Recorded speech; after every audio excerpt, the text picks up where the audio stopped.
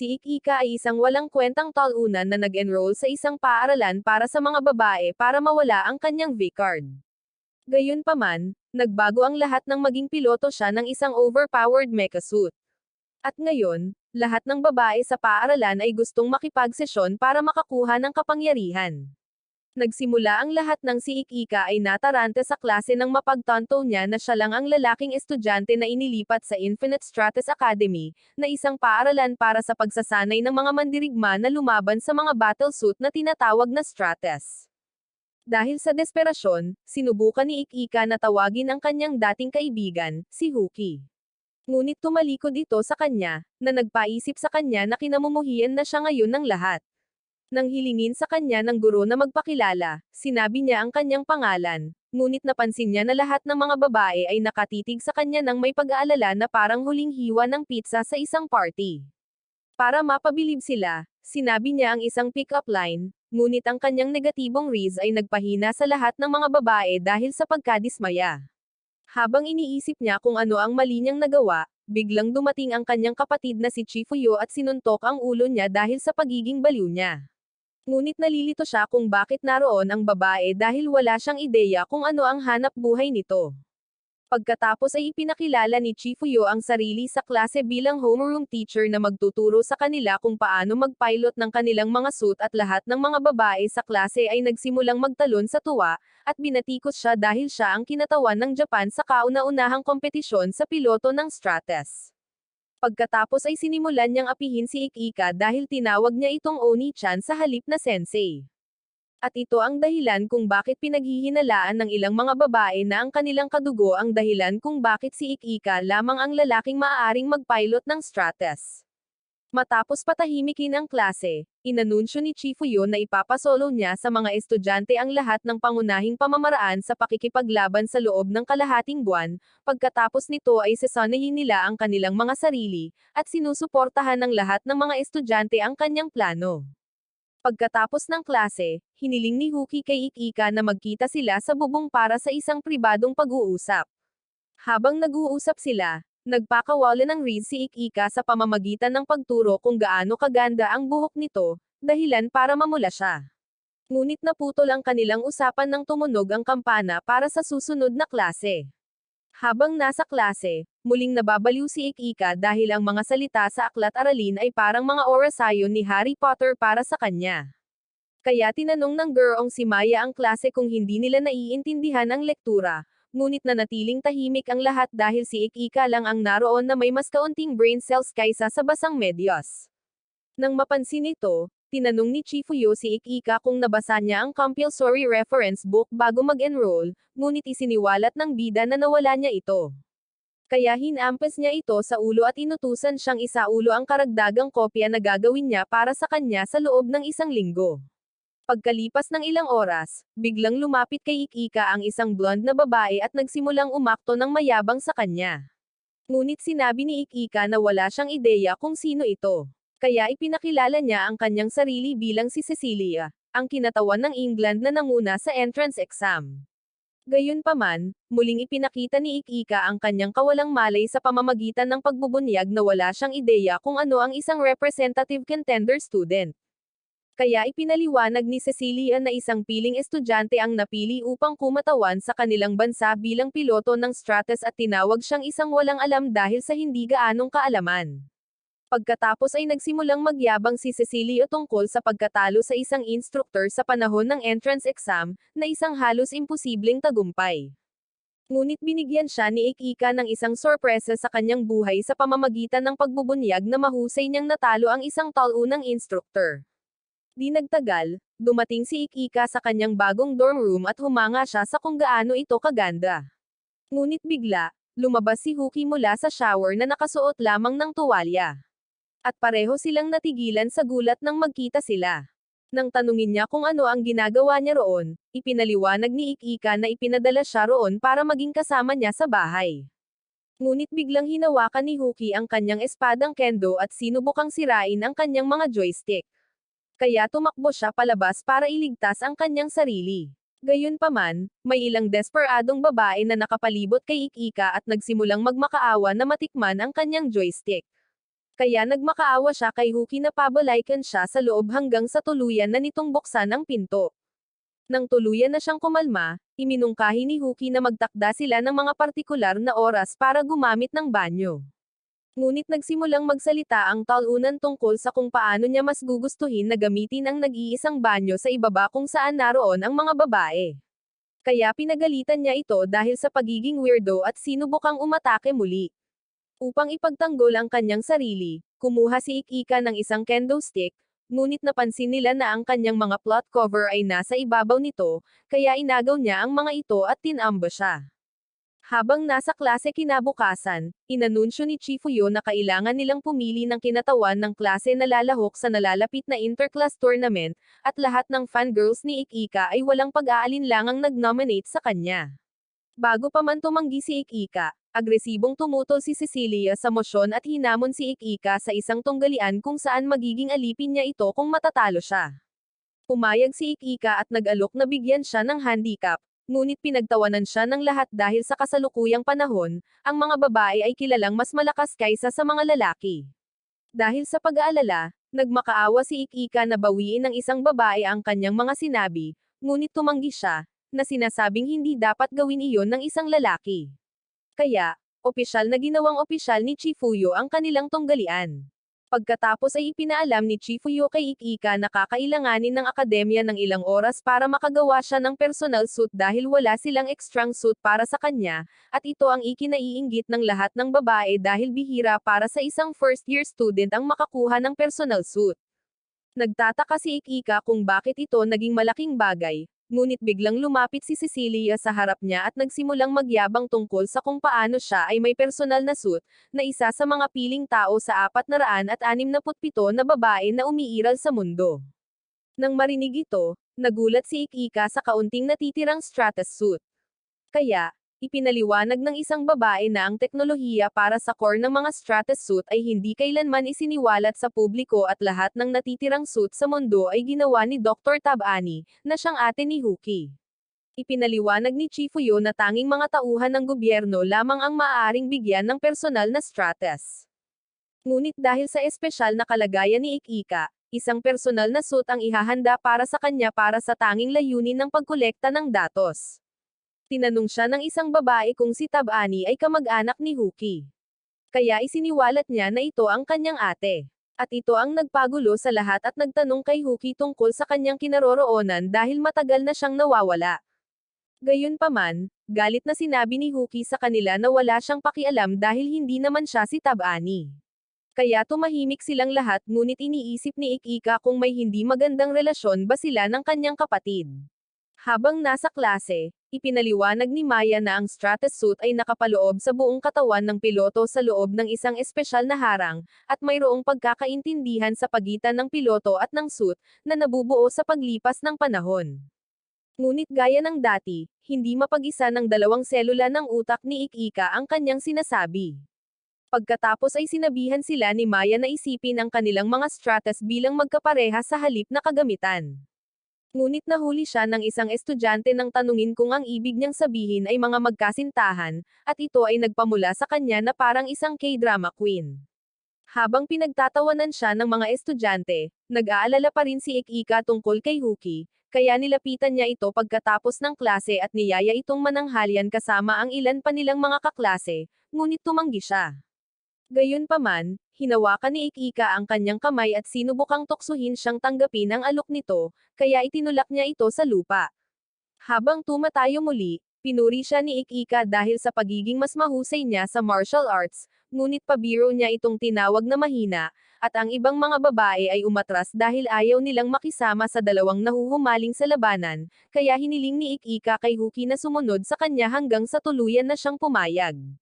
Sa cafeteria, sinabihan siya ni Ik-Ika na itigil ang pagiging masungit dahil sinusubukan niyang maging mabait sa kanya bilang pagpapakita ng pasasalamat sa kanya at sa kanyang mga magulang na tumulong ng malaki sa kanya noon.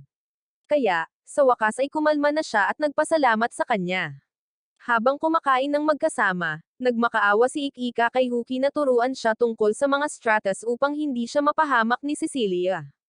Ngunit bago pa siya makasagot, Isang babae ang dumating at hiniling kay Ik-Ika na hayaan siyang sanayin siya para sa paparating na tunggalian. Sinabihan siya ni Huki na umatras dahil napili na siyang maging guro nito, ngunit ikinatuwiran ng dalaga na mas mabuting guro siya. Kaya't isiniwalat ni Huki na siya ang kapatid ng maalamat na doktor, na siyang dahilan kung bakit tuluyang sumuko ang desperadong babae. Pagkatapos ng kanilang unang sparring match, hingal na hingal si Ik-Ika na parang isang pagod na kabayong pangkarera. Ngunit nadismaya si Huki na ang talunan ay naging walang kwenta tulad ni Sakura sa labanan. Kaya't nagpa siya siyang iwanan ang lecture ng Stratus at turuan siya ng martial arts sa loob ng 3 oras pagkatapos ng klase araw-araw. Pagkalipas ng ilang araw, tinanong ni Ik-Ika si Huki kung bakit binibigyan lang siya nito ng mga training lesson sa halip na turuan siya tungkol sa mga Stratus. Kaya ipinaalala niya rito na hindi pa dumarating ang kanyang Stratus. Bigla, ipinaalam ni Maya kay Ik-Ika na handa na ang kanyang personal na Stratus, at ipinaliwanag ni Chifuyo na kakailanganin niya itong gamitin ng walang anumang ensayo dahil ilang oras lang bukas ang arena. Nang mailabas na nila ang suit, natigilan si Ik-Ika nang makitang mas maringal ito kaysa sa isang Power Rangers Megazord, at ipinakilala ni Maya ang Stratus bilang ang Bakushiki. Nang isuot niya ang suit, isang grupo ng mga control screen ang nagpakita sa harap niya, at ipinaalam sa kanya ni Maya na ang Stratus ni Cecilia, ang Blue Tears, ay isang long-range shot type na Stratus, na ikinabahala niya. Pagkatapos magpaalam kay Huki, lumipad si Ik-Ika papunta sa battleground kung saan inalok siya ni Cecilia na patawarin kung susuko siya at humingi ng tawad, ngunit tumanggi siya, kaya nagpaputok siya, na nagpabagsak sa kanya sa lupa. Bago pa siya makabawi, sinimulan ni Cecilia ang pagpapadala ng mga energy beam sa kanya, at napagtanto niya na nauubusan na ng enerhiya ang kanyang shield, kaya hinalungkat niya ang kanyang inventaryo at pumili ng espada para harapin siya. Dinaig pa siya ni Cecilia ng mas maraming pag-atake at tinawag siyang isang ignorante na manloloko dahil sa pag-aakalang matatalo niya ito gamit ang isang long-range type na Stratus gamit ang espada. Gayunpaman, umiwas si Ik-Ika sa kanyang mga atake at sinira ang ilan sa kanyang mga blaster bago itinuro na ang kanyang sandata ay hindi makakagalaw hanggat hindi siya nag-uutos sa bawat pagkakataon. Nang makita ito, humanga si Maya na mas magaling na si Ik-Ika kaysa kay Iron Man sa pagpipiloto ng mga robot suit. Ngunit sinabihan siya ni Chifuyo na huwag umasa dahil binubuksan at isinasara nito ang kanyang kamay, na karaniwan niyang ginagawa kapag malapit na siyang magkamali. Habang nagpapaputok si Cecilia ng mas maraming pagsabog sa kanya, sinira ni Ik-Ika ang kanyang mga blaster at lumapit, ngunit bigla niya itong pinasabog ng ilang missile, na ikinatakot ng lahat para sa kanya. Gayunpaman, nang mawala ang usok, nagulat ang mga babae na nag-evolve na ang Stratus ni Ik-Ika. At hindi makapaniwala si Cecilia na nakikipaglaban siya sa mga default na setting sa buong panahon na ito. Sa kanyang inventaryo, nakakita siya ng isang mecha sword na nagngangalang Yukihira, na dating ginamit ni Chifuyo. Kaya, nilagyan niya ito ng kagamitan at ipinahayag na paprotektahan niya ang pangalan ni Chifuyo sa pamamagitan ng pagpapatunay sa kanyang sarili bilang isang malakas na nakababatang kapatid. Galit na galit, pinaputok ni Cecilia ang ilang missile kay Ik-Ika, ngunit tinamaan niya ang mga ito at sumugod upang tapusin ito gamit ang isang slash. Gayunpaman, bago pa man niya mailagay ang atake, pinigilan ni Chifuyo ang tunggalian at inanunsyo na si Cecilia ang nanalo. Nang tanungin niya si Chifuyo kung bakit niya ibinigay sa kanya ang pagkatalo, ipinaliwanag niya na hindi niya namamalayang gumamit ito ng barrier nullification attack, na siyang espesyal na atake ng Yukihira na may kakayahang direktang manakit sa mga kalaban. Dahil dito, bumagsak ang enerhiya ng kanyang kalasag sa zero, na automatikong nangangahulugan na natalo siya sa tunggalian. Habang pauwi, namula si Huki habang hinihiling kay Ik-Ika na hayaan siyang sanayin siya, at agad siyang pumayag. Kaya, sinabihan niya si Ik-Ika na magkita sila pagkatapos ng klase kinabukasan. Kinabukasan, nagtipon ang lahat ng mga estudyante sa bakuran upang magsanay sa pagpipiloto ng Stratus, at pinili ni Chifuyo sina Ik-Ika at Cecilia upang magbigay ng isang demonstrasyon. Kaya, nag-transform si Cecilia sa battle mode. Gayunpaman, nang sinubukan ni Ik-Ika na gawin din ito, walang nangyari. Kaya, Tinawag siya ni Chifuyo na isang talunan habang ipinaliwanag na ang isang bihasang piloto ng Stratus ay isang segundo lamang ang kailangan para mag-transform, at ito ang nagbibigay sa kanya ng motibasyon na kailangan niya para sa wakas ay maipakita ang kanyang suit. Nang magbigay ng go-ahead si Chifuyo, lumipad ang dalawang piloto. Ngunit nagreklamo si Chifuyo na masyadong mabagal ang paggalaw ni Ikika dahil mas kahanga-hanga ang mga output specs ng Bakushiki kaysa sa ipinapakita niya. Gayunpaman, nahihirapan si Ikika na isipin ang isang piramide sa harap niya tulad ng itinuro sa manual. Ngunit ipinaliwanag ni Cecilia na mas madali para sa kanya kung makakahanap siya ng mas nakabubuo na paraan para gumalaw. Sa kabila nito, nagreklamo si Ikika na masyadong mabigat ang suit para paliparin. Ngunit biglang pumasok si Cecilia sa simp mode at nag-alok na bigyan siya ng pribadong aralin sa pagpipiloto mamaya. Gayunpaman, sumabad si Chifuyo sa pamamagitan ng pag-utos sa kanila na ipakita ang isang nosedive hanggang sa tuluyang huminto. Madali itong nagawa ni Cecilia, ngunit nang subukan ni Ikika, nawalan siya ng kontrol at bumagsak sa lupa na parang karakter sa Looney Tunes. Nang makita ito, nagmadali si Nahuki at ang mga guro para tingnan si Ikika at matapos makumpirma na maayos siya, pinagalitan siya ni Chifuyo dahil sa pag-iwan ng butas sa training ground. Kaya, humingi siya ng tawad. Sinigawan din siya ni Huki dahil sa pagiging basura niya kahit na nagsanay sila, ngunit bigla siyang itinulak ni Cecilia palayo at nagmadaling tingnan siya. Kinumpirma ni Ikika na maayos siya. Ngunit hiniling pa rin ng Blondie na samahan siya sa infirmary dahil palihim niya itong balak bigyan ng magaspang na sesyon. Gayunpaman, sumabad si Huki at ipinaalala sa kanya na imposibleng may masaktan habang pinapaandar ang Stratus at nagsimulang magtalo ang dalawang babae tungkol sa baliw na talunan na hindi man lang alam na gusto nila siya. Sa oras ng tanghalian, ipinagdiwang ng mga babae si Ikika bilang bagong kinatawan ng klase, ngunit hindi niya maintindihan kung paano niya nakuha ang posisyon matapos matalo. Kaya, ipinaliwanag ni Cecilia na nagpasya siyang ibigay ang posisyon sa kanya dahil pinagsisisihan niya ang pagkagalit dito nang wala sa oras. Habang nagsasabi ng papuri ang ibang mga babae kay Ikika, nagsimulang umakto ng masungit si Huki, ngunit may ilang mga babae mula sa pahayagan ng paaralan na dumating at kumuha ng litrato nila ni Ikika. Pagkatapos ay hiniling ng pinuno ng grupo, si Kayoka, kay Cecilia na hawakan si Ikika para sa isa pang litrato. Kaya, masayang hinawakan niya ang kamay nito habang magkasama silang nagpo-pose, ngunit lahat ng ibang mga babae ay nagpakita sa litrato, na ikinagalit niya. Kinabukasan sa klase, ipinaalam ng isang babae kay Ikika na ang Class 2 ay may bagong transfer student mula sa China, at ito ang nag-alala sa kanya na maaaring maging banta ito sa inter-class tournament.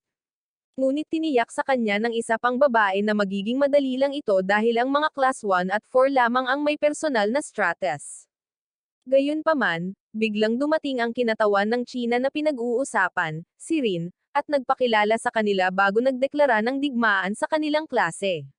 Tila kilala na siya ni Ikika noon pa man, kaya tinukso niya ito dahil umaarte siyang parang kontrabida sa karton, at sinubukan niya itong pag-alitan, ngunit bigla siyang tinulak ni Chifuyo mula sa likuran at sinabihan siyang umalis para makapagsimula na siya sa klase. Habang nanananghalian, tinanong ni Ikika si Rin kung bakit hindi pa rin sila magkasundo ni Chifuyo, kaya ipinaliwanag niya na magkaiba sila.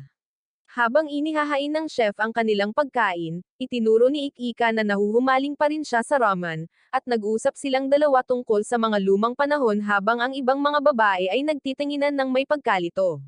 Habang kumakain ng magkasama, tinanong ni Rin kung paano nagawa ni Ikika na mag-activate ng Stratus noong entrance exam. Kaya, ipinaliwanag niya na ang entrance exam ay naganap sa isang multi-purpose city hall kung saan siya naligaw. Dahil wala ang mga staff para tulungan siyang mahanap ang kanyang daan, naglakad-lakad siya ng walang patutunguhan at kalaunan ay pumasok sa isang silid na may Stratus. Nang mahawakan niya ito, nagsimulang umilo ang mga Stratus at ang mga staff na dumating para pigilan siya ay lubos na namangha na na-activate niya ang isang Stratus. Nang matapos niya itong isalaysay kay Rin, galit na lumapit sina Cecilia at Huki kay Ikika at tinanong kung kasintahan niya si Rin, ngunit ipinaliwanag niya na ito ang kanyang dating kaibigan na lumipat sa kanyang dating paaralan pagkatapos umalis ni Huki. Pagkatapos ay ipinakilala niya si Huki kay Rin bilang kanyang orihinal na homegirl, at ito ang ikinatuwa niya, kaya masayang nakipagbati si Huki kay Rin. Buong pagmamalaking ipinakilala ni Cecilia ang kanyang sarili kay Rin, ngunit hindi siya pinansin ni Rin at hiniling kay Ik-Ika na sumama sa kanya sa pagsasanay ng piloto mamaya. Nang marinig ito, ikinatuwiran ni Nahuki at Cecilia na dapat magsanay si Ik-Ika kasama ang kanyang mga kaklase, ngunit sinabi ni Rin na wala silang pakialam dahil ito ang kanyang matalik na kaibigan na nagluto sa kanya ng pagkain pagkatapos ng klase noon. Pagkatapos ng klase, naghanda sina Ik-Ika at Huki para simulan ang pagsasanay, ngunit hiniling ni Cecilia na sumama sa kanila at nag-transform din. Pagkatapos ng ilang oras ng pagsasanay, si Ik-Ika ay nakahiga sa lupa dahil sa pagod, at kinukulit siya ng mga babae dahil wala siya sa porma, kaya ipinaalala niya sa kanila na 2-on-1 ang laban. Maya-maya, nagpapahinga si Ik-Ika sa locker room, ngunit biglang dumating si Rin at inabutan siya ng inumin at tuwalya. Habang namumula, tinanong niya kung mayroon ba itong espesyal na sasabihin sa kanya pagkatapos ng maraming taon na hindi nagkikita, ngunit hindi mabasa ni Ik-Ika ang isang silid para iligtas ang kanyang buhay. Kaya, hiniling niya sa kanya na panoorin ang Sig-Abo at sinabi ang kanyang mga plano na makipagkita kay Huki sa kanyang silid. Nang marinig ito, inakusahan siya ni Rin na asukal de papa ni Huki, ngunit ipinaliwanag niya na sila ay mga dating magkaibigan lamang na magkasama sa isang silid, at sinabi niya na ayos lang sa kanya dahil magkaibigan lamang sila. Gayunpaman, sumugod siya sa kanilang silid dala ang kanyang mga bag at hiniling kay Huki na lumipat ng silid sa kanya, at tumanggi si Huki, ngunit hindi siya pinansin nito at nagsimulang manligaw kay Ik-Ika. Galit na galit, sinubukan ni Huki na umatake gamit ang kanyang kendo stick, ngunit ginawa ni Rin ang kanyang braso na isang gauntlet, na nagbigay daan sa kanya upang harangan ang atake. Pagkatapos ay tinanong ni Rin kung naaalala ni Ik-Ika ang pangakong ginawa nila ilang taon na ang nakalilipas, ngunit ang baliw ay nagsabi ng isang malaking kalokohan, kaya sinampal niya ito at hinamon sa isang laban sa torneo, kung saan gagawin ng natalo ang hinihiling ng nanalo. Pagkalipas ng ilang araw, nagtipon ang lahat sa arena para sa interclass tournament, at nagulat si Ik-Ika na makakaharap niya si Rin sa unang round. Nang lumipad siya papunta sa arena, ipinaalala ni Rin sa kanya na ang ganap na hadlang ay hindi perpekto dahil ang isang malakas na atake ay maaaring makalusot at makasakit sa isang piloto, ngunit sinabi niyang wala siyang pakialam at sumugod upang harapin siya. Iniwasan ni Rin ang kanyang atake at sinubukang hatiin siya sa kalahati gamit ang kanyang espada, ngunit hinaranggan niya ito gamit ang kanyang espada, dahilan upang purihin niya ang kanyang mga kasanayan sa pakikipaglaban. Pagkatapos ay tumawag siya ng pangalawang espada at sumugod gamit ang isang mas malakas na atake, at nagawa ni Ik-Ika na harangan kahit na lumalaban siya para sa kanyang buhay. Nang makita ito, ang dalawang pinakamalaking babae ni Ik-Ika ay nag-alala para sa kanya at sumigaw si Cecilia sa screen na parang isang bigong tagahanga ng football, hinihiling kay Ik-Ika na gumamit ng isang espesyal na pamamaraan na itinuro niya sa kanya. Samantala, pinagsama ni Rin ang kanyang dalawang espada sa isang mas nakakasawi na sandata at naglunsad ng isang serye ng mga combo, at umiwas si Ik-Ika habang nagpaplanong makalayo ng kaunti upang hindi niya maubos ang lahat ng kanyang enerhiya sa pagtatanggol. Gayunpaman, biglang nagpaputok si Rin ng isang putok na nagpatigil sa kanya, ngunit nagawa pa rin niya itong iwasan.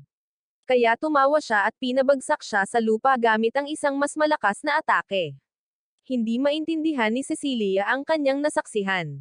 Kaya ipinaliwanag ni Maya na ang atake ni Rin ay tinatawag na shock cannon, na maaaring magpaputok ng mga shell sa pamamagitan ng direktang paglalagay ng presyon sa espasyo. At ito ang nagpaisip kay Cecilia na ang suit ni Rin ay ikatlong henerasyon na katulad ng sa kanya. Habang nagpupumigla si Ik-Ika na makatayo, pinaulanan siya ni Rin ng mas maraming shock cannon class at nagawa niyang iwasan ang mga ito.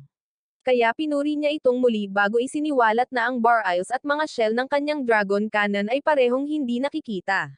Gayunpaman, napansin ni Maya ang isang mas seryosong issue, na ang shock cannon ni Rin ay maaaring magpaputok sa anumang anggulo, ibig sabihin ay wala itong mga blind spot. Habang umiiwas sa mga pagsabog, napagtanto ni Ik-Ika na maluluto siya kung hindi siya aatake, at desperado siyang patunayan ang kanyang halaga dahil ginagamit niya ang orihinal na sandata ng kanyang kapatid. Ilang araw bago nito, Tinawag ni Ikika ang espada ng Yukihira at tinanong si Chifuyo kung ito lang ang mayroon ang bushiki sa arsenal nito, at sumagot ito na iyon lang ang kailangan niya para manalo bago binigyan siya ng mga tiyak na tagubilin kung paano gamitin ang mga pag-atake ng espada. Gayunpaman, nasira ng mga salita ni Ikika ang kanyang maliit na utak. Kaya, pinayuhan niya itong tumuon sa pagpeperpekto ng isang galaw at ipinaalala sa kanya na siya ang kanyang nakababatang kapatid.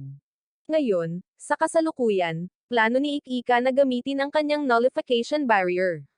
Kaya, sinabi niya kay Rin na umaatake na talaga siya sa pagkakataong ito, ngunit sinabi ni Rin na nasa ibang liga siya at umatake muli. Habang tumatakbo palayo si Ikika sa kanya, napansin ng mga babae na may pinaplano siya. Kaya, ipinaliwanag ni Chifuyo na balak niyang gamitin ang ignition boost attack na itinuro niya sa kanya, na isang sorpresang atake kung saan bumibilis siya ng mabilis upang lapitan ang kalaban. Inaangkin niya na makakatapat niya si Rin kung gagamitin niya ito sa tamang oras, ngunit idinagdag na ang kasanayan ay gumagana lamang ng isang beses. Pagkatapos ng ilang minutong pag-iwas sa mga atake ni Rin, sa wakas ay sumugod si Ikika upang gawin ang kanyang hakbang. Ngunit biglang, isang pagsabog ang Samaira sa harang ng paaralan at naantala ang laban. Kinumpirma ito ni Maya. Kaya, inanunsyo ni Chifuyo na suspendido na ang tunggalian at inutusan ang lahat na lumikas.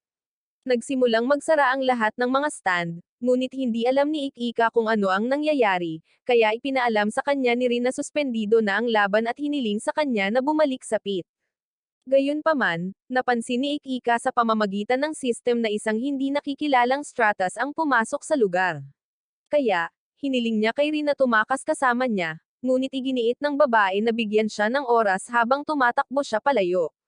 Ikinatwiran ni Ikika na hindi niya maaaring iwan ang isang babae, ngunit ipinaalala ni Rin sa kanya na siya ang mas mahinang mandirigma sa kanila at tiniyak sa kanya na malapit nang dumating ang mga guro upang hawakan ang sitwasyon. Bigla, pinaputok ng kalaban si Rin, ngunit mabilis na lumipad si Ikika at iniligtas siya. At napansin niya na ang kalaban na Stratus ay may isang beam weapon na may mas mataas na output power kaysa kay Cecilia. Nang makitang dinadala siya na parang isang prinsesa ng DC, natarante si Rin at hiniling kay Ikika na ihulog siya. Ngunit biglang pinaputok ng masamang bot ang mga ito at ipinakita ang nakakatakot nitong anyo, na nagpaalam sa kanila na hindi ito isang Stratus. Habang sinusubukan ni Ikika na tanungin ang robot na halimaw, hiniling ni Maya kay Ikika na lumikas kasama si Rin dahil malapit nang dumating ang mga guro, ngunit tumanggi si Ikika dahil determinado siyang pigilan ang kalaban hanggang sa dumating ang mga guro. Nag-aalala, nagmakaawa si Maya at ang mga babae na huwag niyang gawin iyon.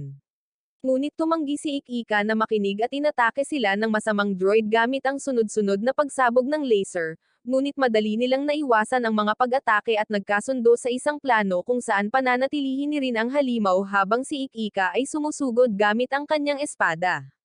Kasunod nito, ang dinamikong duo ay matinding naglaban sa halimaw na iyon sa loob ng isang madilim na ulap. At sinimulan silang tawagin ni Maya dahil sa pag-aalala, ngunit hiniling ni Chifuyo sa kanya na magtiwala sa kanila at inalok na gumawa ng tsaa para kumalma siya. Gayunpaman, naglagay si Chifuyo ng asin sa halip na asukal sa tsaa, na nagpaalam sa kanila na natatakot din siya. Humingi ng pahintulot si Cecilia na tulungan sila sa kanyang mga Stratus, ngunit ibinalita ni Chifuyo ang hindi magandang balita na labis na nasira ng masamang robot ang kanilang sistema kaya hindi sila makatakas or makatulong sa kanila. Sa larangan ng digmaan, ginulo ni Rin ang halimaw na bot gamit ang sunod-sunod na pagsabog at binigyan si Ikika ng senyales na umatake. Ngunit nang gawin niya ito, umiwas ang makina, kaya pinagalitan siya ni Rin dahil sa pagiging walang kwenta. Habang binabalot sila ng mga pagsabog ng Darkbot, sinabi ni Rin na kailangan nila ng estratehiya para matalo ito. Kaya, hiniling ni Ikika na lumikas siya, ngunit tumanggi siya dahil determinado siyang patunayan ang kanyang halaga bilang isang kinatawan ng kadit. Nang marinig ito, nagpa siya si Ikika na suportahan siya, at namula siya dahil dito. Ngunit muling nagsimulang magpadala sa kanila ng mga hollow purple ang Darkbot, kaya hiniling ni Ikika na mag-focus siya. Napansin ni Ikika na ang makina ay hindi minamaneho ng isang tao dahil ang mga galaw nito ay mekanikal, at ito ang nagbigay sa kanya ng kumpiyansa na maaari silang manalo dahil kaya niyang gawin ang lahat ng hindi masyadong nag-iisip. Pagkatapos ng ilang nakapagpapalakas na salita mula kay Huki, pinasabog ni rin si Ikika gamit ang kanyang kanyon, na nagbigay sa kanya ng sapat na enerhiya upang sumugod at hiwain ang braso ng Ave Droid. Gayunpaman, inatake siya ng Darkbot sa lupa at naghanda na tapusin siya, ngunit biglang dumating si Cecilia sa pamamagitan ng pagpapasabog ng butas sa halimaw na bot. Habang nagsisimula silang magdiwang, biglang muling nagpakita ang madilim na robot at sumugod sa kanila ng isang malakas na pagsabog, ngunit sumugod si Ikika ng diretsyo upang talunin ang halimaw. Pagkalipas ng ilang oras, nagising si Ikika sa kama ng ospital kung saan ipinaalam sa kanya ni Rin na natalo na ang droid at siya lang ang nasugatan. Pagkatapos ay isiniwalat ni Rin na bumalik siya sa kanyang bansa dahil nagdiborsyo ang kanyang mga magulang.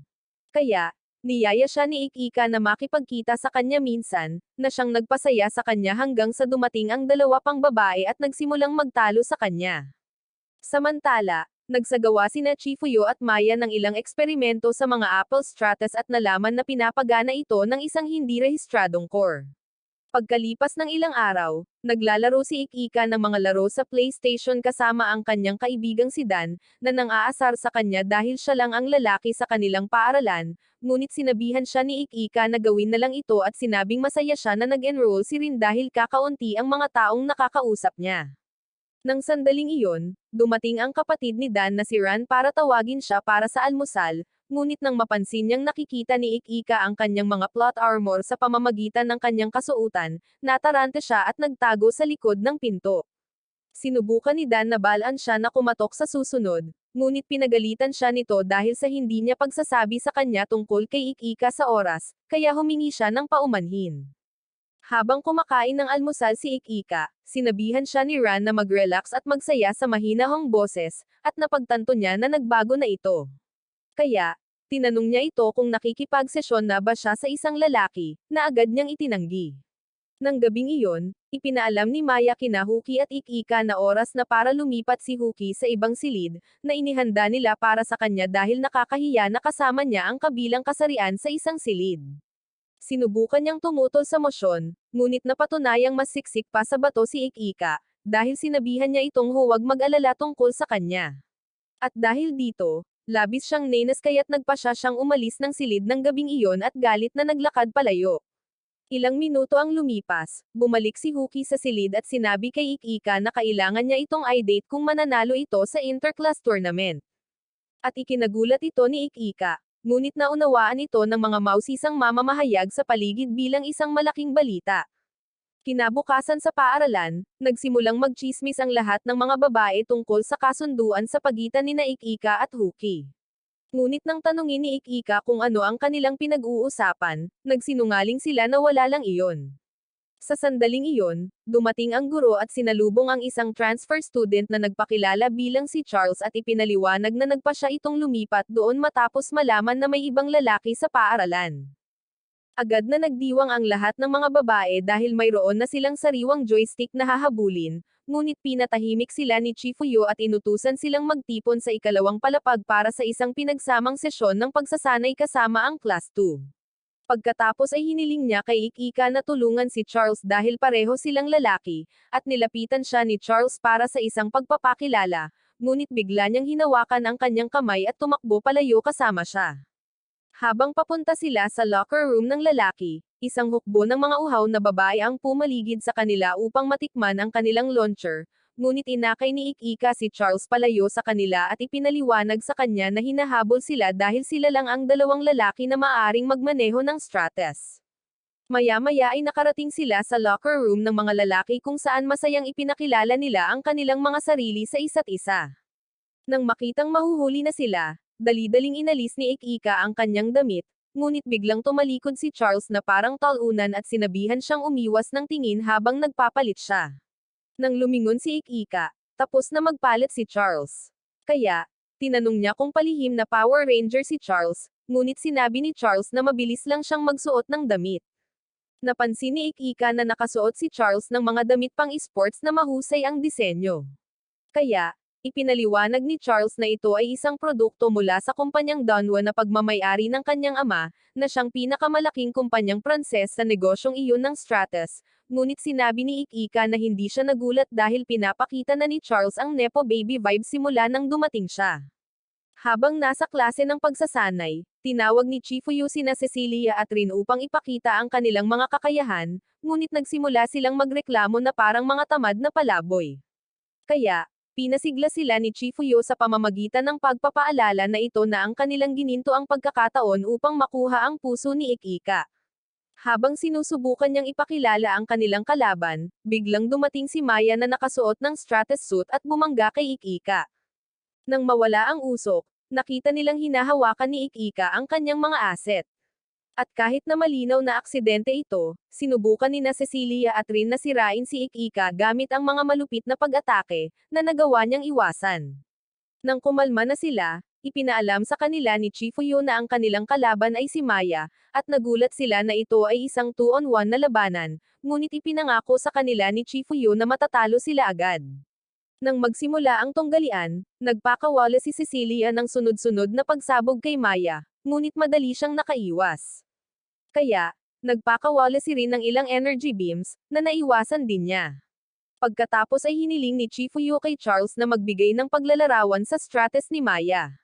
Kaya ipinaliwanag niya na ito ay isang modelo ng Danwa na nagngangalang Raphael Revive, na tumutugma sa mga detalye ng mga third-generation suit kahit na ito ang huli sa ikalawang henerasyon. Pagkatapos ng isang mainit na banggaan, inatake ni Maya sina Cecilia at Rin ng may malakas na pagsabog, at nagsimulang magtalo ang dalawang babaeng walang utak kung sino ang pinakamahina sa kanila. Kaya sinabihan sila ni Chifuyo na magpakita ng higit na respeto sa mga guro sa mga susunod na panahon. Pagkatapos ay inutusan niya ang mga estudyante na maghati-hati sa mga grupo at lahat ng mga babaeng NPC ay agad na nagsimulang magmakaawa na sumali sa koponan ni Ikika. Ngunit nakakainis ito kay Huki. Nang mag-roll call si Ikika, ipinakilala ng unang babae ang kanyang sarili bilang si Kyuka at lahat ng iba pang mga desperadong babae ay nagmakaawa sa kanya na makipagtulungan din sa kanila. Pagkatapos sanayin si Kyuka, tinawag niya ang susunod na babae na lumabas na si Huki, ngunit nagreklamo ito na hindi siya makapasok sa makina sa kasalukuyang estado nito. Kaya hiniling ni Maya kay Ikika na bigyan siya ng tulong sa anyo ng Stratus. Nang marinig ito, nataranta ang lahat ng mga babae at namula ang mukha ni Huki dahil sa kahihiyan. Ngunit walang pakialam na binuhat siya ni Ikika papasok sa makina, kaya niyaya niya itong kumain ng tanghalian kasama niya. Pumayag si Ikika at ito ang ikinatuwa niya. Ngunit noong oras ng tanghalian, nainis siya nang makitang isinama ni Ikika ang kanilang buong grupo ng mga kaibigan para sumama sa kanila. Nang makitang bitter si Huki, tinanong ni Charles kung ayos lang ba sa kanya na naroon, at sinabi ni Ikika na ayos lang dahil magkakasama na sila simula sa araw na iyon. Kaya, nagpasalamat si Charles sa kanya ng may mainit na ngiti, na nagpamula sa kanya. Pagkatapos ay inanyayahan ni Cecilia si Ikika na subukan ang kanyang sandwich, na sinasabing mas masarap ito kaysa sa anumang ginawa ni Gordon Ramsay. Ngunit nang kainin niya ito, naging lila ang kanyang mukha dahil sa malademonyo nitong lasa. Nang makita ito, inalok siya ni Huki ng ilan sa kanyang pagkain. At nang subukan niya ito, gustong-gusto niya ang pagkain kaya't binigyan niya ito ng papuri ng ilang minuto at pinakain pa nga ito ng pagkain, dahilan para mag-freeze ang mga karibal niya sa pag-ibig sa gulat. Nang gabing iyon, sina Ikika at Charles ay nagpapahinga sa kanilang silid, at ipinaliwanag ni Ikika kay Charles na may sensinang nagsasanay siya gamit ang kanyang Stratus pagkatapos ng klase. Kaya, hiniling ni Charles na sumali sa kanyang pagsasanay. Kinabukasan, ipinakilala ni Maya ang isa pang bagong estudyante na nagngangalang Laura, na lumipat mula sa Germany, at nagsimulang magchismis ang lahat ng mga babae tungkol sa kanya dahil mahinahon siyang nagbibigay ng Hitler vibes. Bigla, sinampal ni Laura si Ikika sa mukha at sinabi sa kanya na hindi niya ito kailanman kikilalanin bilang kapatid ni Chifuyo sa loob ng 1,000,000 taon. Pagkalipas ng ilang oras, sinusubukan ng mga babae na turuan si Ikika kung paano gumalaw tulad ni Bruce Lee sa kanyang Stratus suit, ngunit hindi niya maintindihan ang kanilang mga yabag. Kaya, hiniling ni Charles sa kanya na magkaroon ng training match. Nang magsimula ang tunggalian, nagbanggaan sina Ik-Ika at Charles ng mga armas habang masayang nanunood ang mga babae. Sumugod si Ik-Ika para atakihin si Charles gamit ang kanyang espada, ngunit mabilis na umiwas si Charles at nagpaputok ng ilang bala kay Ik-Ika, na hinaranggan niya gamit ang isang kalasag hanggang sa maubos ang kanyang enerhiya. Pagkatapos ng laban, ipinaliwanag ni Charles kay Ik-Ika na hindi siya maaaring manalo dahil hindi niya naiintindihan ang katangian ng mga sandatang pangmatagalan, at hinulaan niya na ang kapasidad ni Ik-Ika ay nauubos ng kanyang minsanang kakayahan na tinatawag na Reiraku Bakuya. Nang marinig ito, masayang pinuri siya ni Ik-Ika, na sinasabing madaling maunawaan ang kanyang mga lektura. Ngunit nagsimulang magreklamo ang tatlong talunan na babae tungkol sa kung paano naging masyadong walang alam si Ik-Ika para maintindihan ang kanilang payo. Pagkatapos ay iniabot ni Charles kay Ik-Ika ang kanyang baril para gamitin sa pagsasanay. Ngunit hindi maintindihan ni Ik-Ika kung paano niya magagamit ang sandata ng iba. Kaya ipinaliwanag ni Charles na ang mga sandata mula sa kanyang kumpanya, ang Stratos, ay maaaring gamitin ng sinumang rehistradong tao pagkatapos niyang ma-unlock ang mga ito. Habang tinutulungan ni Charles si Ik-Ika na patatagin ang baril, nagreklamo si Huki na nagsisimula na silang magbigay ng rainbow flag vibes, ngunit tumpak na pinaputok ni Ik-Ika ang lahat ng mga target na nagpapakita at sinabi kay Charles na ang kanyang baril ay parang napakabilis. Sa sandaling iyon, dumating sila Ore sa kanyang maringal na madilim na Stratos at hinamon si Ik-Ika sa isang laban, ngunit tumanggi siya, sinasabing wala siyang dahilan para gawin iyon at hiniling dito na maghintay para sa laban ng Interclass League. Gayunpaman, biglang nagpaputok sila Ore ng isang malakas na putok sa kanya, ngunit sumugod si Charles at hinarang ang bala bago pinagalitan ang Terminator Babe dahil sa pagiging madaling magalit. Habang nakatutok ang baril sa kanya, galit na galit si Charles sa pamamagitan ng pagyayabang kung paano mas gumagalaw ang kanyang Stratos kaysa sa kanyang ikatlong henerasyong German Stratos, ngunit sinigawan sila ni Chifuyo sa pamamagitan ng radyo dahil sa pag-iingay, kaya umatras siya. Pagkalipas ng ilang oras, dumating si Charles sa dressing room ng lalaki upang tingnan si Ik-Ika, at kinumpirma ni Ik-Ika na maayos siya bago nagpasalamat sa pagliligtas ng kanyang buhay. Pagkatapos ay nagpa siya si Charles na bumalik sa dorm, ngunit sinimulan siyang pilitin ni Ik-Ika na maligo kasama niya, kaya't natarante siya at tumakbo palayo. Habang naglalakad pa uwi ng gabing iyon, naalala ni Ik-Ika na sinampal siya nila Ore sa klase, at nakita niya itong nakikipag-usap ng madrama kay Chifuyo. Kaya, nagtago siya sa isang puno upang pakinggan sila. Nagmakaawa sila Ore kay Chifuyo na bumalik sa Germany at turuan muli ang kanyang mga tao dahil hindi niya magamit kahit kalahati ng kanyang kapangyarihan doon, at pakiramdam niya ay hindi karapat-dapat turuan ang mga estudyante roon. Gayunpaman, nagdulot ng emosyonal na pinsala si Chifuyo sa pamamagitan ng pagsasabi sa kanya na itigil ang pakiramdam na parang si Gojo Setoru gayong isa lamang siyang babaeng may isang mata at inutusan siyang bumalik sa kanyang dorm. Kaya, galit siyang lumayo. Pagkatapos ay tinawag ni Chifuyo si Ik-Ika dahil sa pakikinig at hiniling dito na magsanay na lang dahil malapit na siyang matalo sa unang laban ng torneo. Habang naglalakad siya palayo, pinigilan siya ni Ik-Ika at tinanong kung bakit sinabi nila Ore na hindi niya siya kailanman kikilalanan, ngunit sinabihan siya ni Chifuyo na huwag mag-alala dahil nakaraan na ang lahat. Tila, dinukot si Ik-Ika noong araw ng ikalawang finals ng torneo ng Stratos, at itinali siya sa bilangguan hanggang sa umatras si Chifuyo sa torneo at iniligtas siya. Dahil naniniwala ang lahat na mananalo siya sa torneo, ang kanyang pagkatalo ay nagdulot ng malaking kaguluhan, at ibinalik niya ang pabor sa Germany, na nagpadala sa kanya ng lokasyon ni Ik-Ika sa pamamagitan ng paggugol ng isang taon sa Stratos Division ng militar ng Germany. Pakiramdam ni Ik-Ika ay kasalanan niya ang pagiging isang walang kwentang nakababatang kapatid. Kaya, napagpasyahan niyang hindi niya hahayaang protektahan siya ni Chifuyo sa lahat ng oras. Pagbalik niya sa kanyang kwarto sa dorm, pumasok siya sa banyo para bigyan si Charles ng sabon, ngunit nagulat siya nang makitang may dala si Charles na hinog na pares ng aset at isang cookie. Kaya, lumayo siya. Pagkatapos maligo, sinubukan ni Ik-Ika na pakalmeyan ang sitwasyon sa pamamagitan ng paghahain kay Charles ng tsaa, ngunit nadulas siya at natapon ang tsaa sa kanyang mga kamay. Habang naghuhugas siya ng kanyang mga kamay, sinubukan ni Charles na tumulong, ngunit ang mga aset nito ay dumiin sa kanyang braso, dahilan para matarante siya. Nang tanungin niya si Charles kung bakit siya nagpanggap na lalaki, isiniwalat niya na direktang utos iyon ng kanyang ama at nagbigay ng mas malaking sorpresa, na ipinaalam sa kanya na hindi niya ito tunay na anak.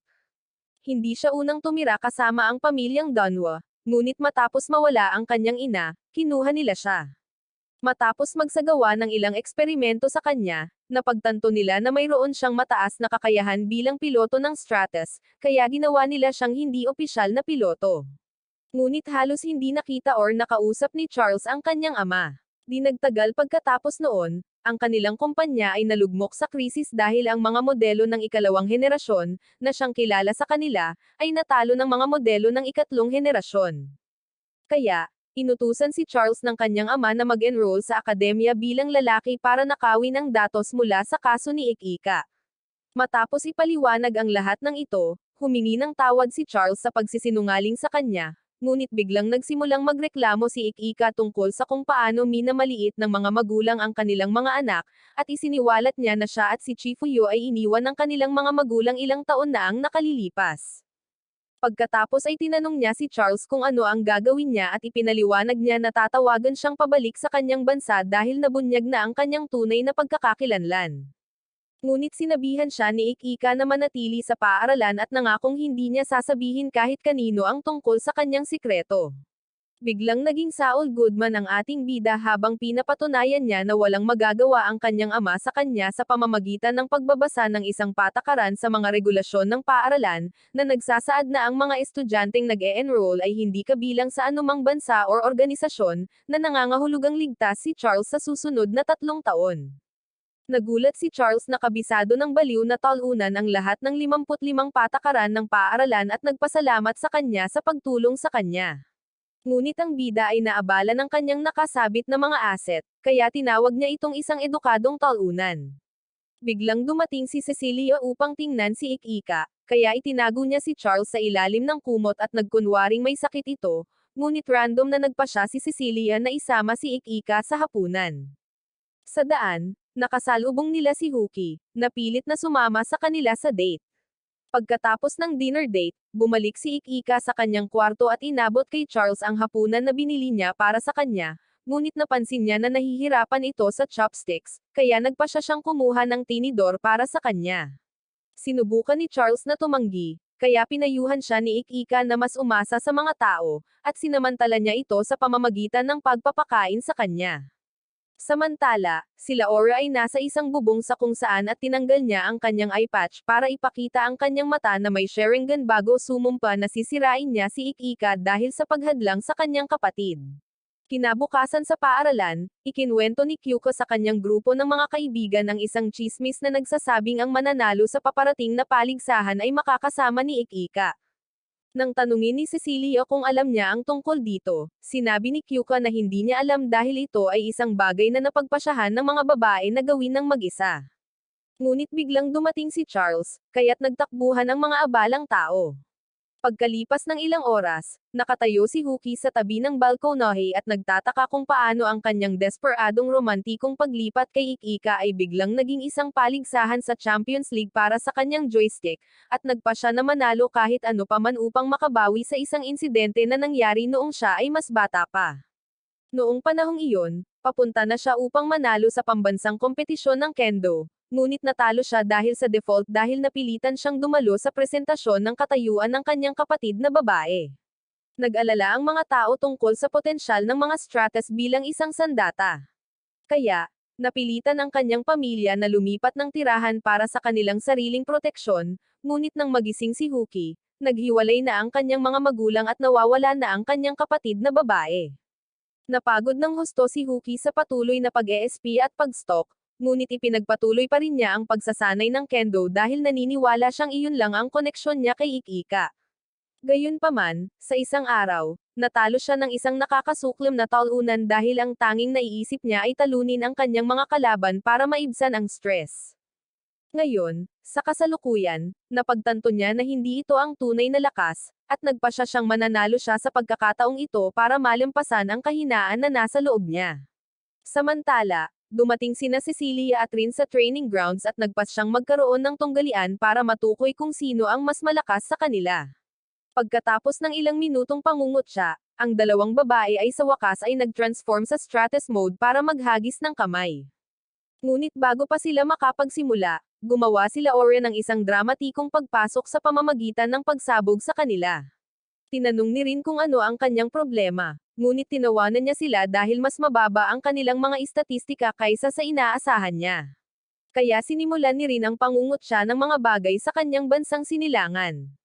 Gayunpaman, sumagot sila Oren ang ipaalala sa kanila na ang kanilang mga bansa ay mas walang kwenta at ito ang nagpagalit sa kanila. Kaya niyaya niya silang salakayin siya agad. Habang naglalakad sina Ikika at Charles sa pasilyo, may mga babae na tumakbo sa unahan nila at ipinaalam sa kanila na may 3 babae na may laban sa WrestleMania sa arena, kaya nagmadali silang panoorin ito. Pagdating nila, nakita nila sila Oren na nagpupunas ng sahig kasama ang 2 babae at sinubukan ni Rin na lumaban gamit ang isang impact cannon blast, ngunit madaling hinaranggan nila Oren gamit ang isang force field. Hindi makapaniwala si Ikika sa kanyang nakita, kaya ipinaliwanag ni Charles na gumamit lang siya ng isang malakas na third-generation technology na tinatawag na inertial stopper, ngunit nagpa siya pa rin si Ikika na magtiwala sa kanyang mga kasamahan na babae. Mas marami pang putok ang pinaputok ni Rin kay Laura, ngunit hinaranggan muli ni Laura gamit ang kanyang energy shield at sinunggaban siya ng maitim na galame. Habang iniinsulto siya ni Laura, nagpakawala rin si Cecilia ng sarili niyang mga putok at pinilit si Laura na lumapit sa mas malapit na distansya kung saan pinaputok niya ito ng isang canyon, na sinagot ni Laura ng sarili niyang putok ng canyon. Pagkatapos ay ibinagsak ni Laura ang 2 babae sa lupa at sinubukang lumaban muli ni Rin, ngunit madali niya itong pinaputukan. Gayunpaman, biglang nagpaputok si Cecilia ng isang missile sa malapit na distansya, na ikinagulat ni Laura. Tiwala ang mga babae na ang kanilang pag-atake ay nakapinsala kay Laura. Ngunit nang mawala ang usok, nakita nila ang kanyang aura na nag-aura farm tulad ng kay Piccolo, at ginamit niya ang kanyang maitim na tali upang hilahin ang mga ito sa malapit na distansya, kung saan sinimulan niya silang hampasin. Nang makita ito, natakot sina Charles at Hookie para sa kanilang buhay dahil alam nilang hindi kayang tiisin ng kanilang mga Stratus shield ang mas maraming pinsala. At nagmakaawa si Ikika kay Laura na tumigil, ngunit ngumiti ito ng pilyo sa kanya. Kaya, nag-transform siya sa Stratus mode at sinira ang harang upang labanan siya. Habang papasok siya, pinigilan siya ni Laura gamit ang isang harang at sinabing isa siyang kaawa-awang manloloko na hindi kayang tapatan siya bago itinutok ang kanyang baril sa kanya upang tapusin siya. Gayunpaman, iniligtas siya ni Charles gamit ang isang ulan ng mga bala, na nagbigay daan sa kanya upang mahuli sina Cecilia at Rin at paliparin sila patungo sa ligtas na lugar. Pagkatapos ay hinayla ni Laura si Charles palapit sa kanya gamit ang kanyang maitim na mga tali at sinubukang hampasin siya gamit ang isang talim ng liwanag. Ngunit biglang dumating si Chifuyo at hinaranggan ang kanyang atake gamit ang isang espada. Ipinaliwanag niya na hindi na niya maaaring balewalain ang laban dahil nasira ang harang ng akademya at hiniling sa kanila na ipagpatuloy ang laban sa torneo. Kaya, pinahina ni Laura ang kanyang suit. Matapos bigyan si Ikika ng mahigpit na babala, inanunsyo niya na ipinagbabawal ang lahat ng tunggalian hanggang sa torneo bago sila pinaalis. Pagkalipas ng ilang oras, nagpapahinga sina Rin at Cecilia sa ospital matapos magpagaling, at sina Ikika at ang iba pa ay sinamahan sila. Bigla, dumating ang isang grupo ng mga babae at ipinakita kay Ikika ang isang bagong patakaran para sa torneo, na nagsasaad na ang lahat ay kailangang lumahok ng pares. Tulad ng mga desperadong babae, nagmakaawa sila kay Ikika na piliin sila. Ngunit sinira ni Ikika ang kanilang pangarap na pagsesesyon sa pamamagitan ng pagpapasyang piliin si Charles. Sa kabila nito, nagmakaawa sina Cecilia at Rin kay Ikika na piliin sila. Ngunit biglang dumating si Maya at ipinaalam sa kanila na hindi sila makakasali sa paligsahan dahil sa kanilang mga pinsala at mga napinsalang Stratus. Gayunpaman, nag-usap sila sa pamamagitan ng SP Bluetooth at napagpasyahan na si Charles ang pinakamahusay na opsyon para manalo sa halip na ang kanilang mga babaeng kalaban. Kaya, nangako silang susuportahan ang kanilang koponan. Pagbalik nila sa kanilang silid dormitoryo, sinabi ni Ikika kay Charles na hindi niya kailangang magsalita na parang isang lalaki kapag sila lang ang magkasama. Kaya, lumipat siya sa Lady Mode at hiniling sa kanya na manatili sa loob habang nagpapalit dahil ang paglabas ay maghay-hinala sa kanila. Dito, nagpa siya si Ik-Ika na dapat silang tumalikod habang nagpapalit ng magkasama, ngunit pareho silang nadulas at aksidenteng nahawakan ni Ik-Ika ang mga pancake ni Charles, dahilan para sipain niya ito palayo. Sa araw ng paligsahan, naghahanda na sina Ik-Ika at Charles, at nakita nila ang isang grupo ng mga kalalakihan na dumating upang magmanman sa mga third year at subaybayan ang pag-unlad ng mga second year. Pinayuhan ni Charles si Ik-Ika na huwag masyadong maging emosyonal sa nalalapit na laban dahil sila Aura ang pinakamalakas sa mga first year. Ngunit nang dumating ang mga laban, nagulat sila nang makitang sila Aura ay ipina-race kay Huki. Ilang minuto ang lumipas, ang team na Ik-Ika at Charles ay nasa arena na, nakikipaglaban sa team na Laura at Huki. At nang magsimula ang laban, sumugod si Ik-Ika gamit ang kanyang espada, ngunit ang kanyang pag-atake ay naharangan ng kalasag ni Laura, na nagpa siya sa lahat na luto na siya. Pagkatapos ay itinutok niya ang kanyang baril ng direkta kay Ik-Ika, ngunit bago pa siya makapagputok, nagpakita si Charles sa likuran ni Ik-Ika at nagpaputok, na nagtulak sa kanya na umatras. Habang pinaulanan siya ni Charles ng bala, biglang dumating si Huki at hinaranggan ang kanyang mga pag-atake gamit ang kanyang kalasag bago siya tinamba gamit ang kanyang espada. Sumugod si Huki upang muling atakihin si Charles, ngunit ginamit ni na Charles at Ik-Ika ang lumang switcheroo, na nagbigay daan kay Ik-Ika na magbanggaan ng mga talim sa kanyang sword mami. Gayunpaman, biglang hinailan nila Aura si Huki palayo at inihagis siya sa lupa upang makaharap niya mismo si Ik-Ika at sumugod si Huki upang harapin si Charles, ngunit pinilit siya nitong umatras gamit ang mabilis na mga bala at humingi ng paumanhin na hindi niya kaharap ang kanyang laruan bilang lalaki sa halip na siya. Sa control room, itinuro ni Maya na plano ng koponan ni Ik-Ika na tapusin muna si Huki, at ipinaliwanag ni Chifuyo na ito ay isang matalinong plano dahil kasalukuyang nakikipaglaban sila Aura nang hindi isinasaalang-alang ang kanyang kapareha. Habang ang dalawa pa ay mahusay na nagkokoordina sa larangan ng digmaan, nagpakawala si Charles ng ilang mga pagsabog na nagpainit sa suit ni Huki dahil sa kakulangan ng enerhiya ng kalasag, pagkatapos ay sumama siya kay Ik-Ika upang harapin sila Aura.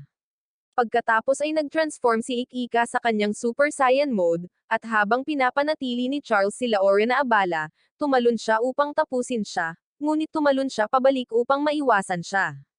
Pagkatapos ay muling ina-activate niya ang kanyang kalasag at itinutok ang kanyang baril kay Ik-Ika.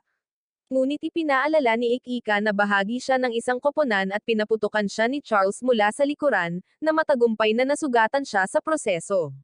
Nang makita ito, ipinaliwanag ni Chifuyo kay Maya na napagtanto ng koponan na ang depensa nila Aura ay isa lamang pekeng bersyon ng Infinity ni Gojo dahil maaari lamang nitong harangan ang mga bagay na aktibo niyang pinagtutuunan ng pansin. Habang pinapaulanan ni Charles sila Aura ng mga bala, lumipad siya sa kalangitan upang iwasan siya. Ngunit sinalubong siya ni Ik-Ika doon upang i-landing ang kanyang pangwakas na atake, ngunit naubos ang enerhiya ng kanyang kalasag bago pa siya makagawa ng impact. Taglay ang panibagong kumpiyansa, pinilit nila Aura si Charles na umatras gamit ang kanyang maitim na tali at tinamaan si Ik-Ika sa lupa. Habang papalapit siya upang sirain si Ik-Ika, sinuntok siya ni Charles palayo at pinaulanan ng mga bala, ngunit hindi niya ito maharangan sa pagkakataong ito dahil wala siyang datos sa ignition boost technique na ginagamit niya.